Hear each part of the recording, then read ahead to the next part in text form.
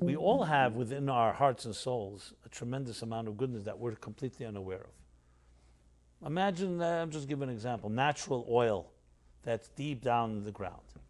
But that's deep down in the ground. Who does it benefit? When you mine the oil, when you drill for the oil, you draw it out, then there's benefit. So in truth it really depends what you're talking about. If you're talking about what we're capable of doing, creating the divine image, you're capable of unbelievable amount of goodness. But then there's the actual expression of it. I mean, we can use this across the board. Someone will say, what is your potential like? And what is your actual like? How much of your mind do you use? We know we don't use a lot of our mind, much of our mind.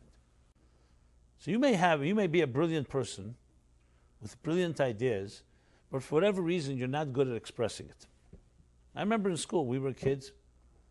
Usually shy kids were looked at as stupid because they never spoke up.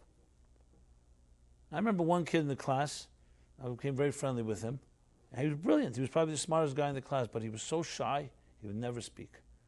So for someone who's not an untrained eye thinks, okay, he must be stupid. There's nothing to say.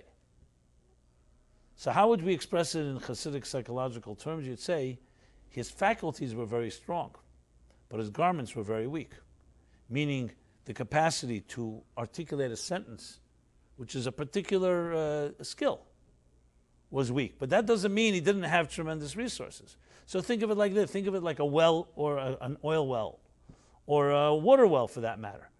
A well that has tremendous amount of water and excellent quality water, but you don't have pails to retrieve the water. So someone who has a pail and may have a weaker well, it'll be expressed more. And ultimately, real education and real training and growth, I would say, is essentially the formula, the ratio of lowering the difference between potential and actual. So if let's say potential is 100 and actual is 1, that would be a person who has a lot of strength, but it's like buried within. And the 1, but if you have someone, let's say potential 70, but 10 over 70 is a lot better than 1 over 100. I'm not trying to put it into numbers and quantifying, but the concept is that. So ultimately, when you say goodness from that perspective, you have to say, okay, let's define two things. There's the good person within us. That's how we're wired. And then there's how much of it is being actualized.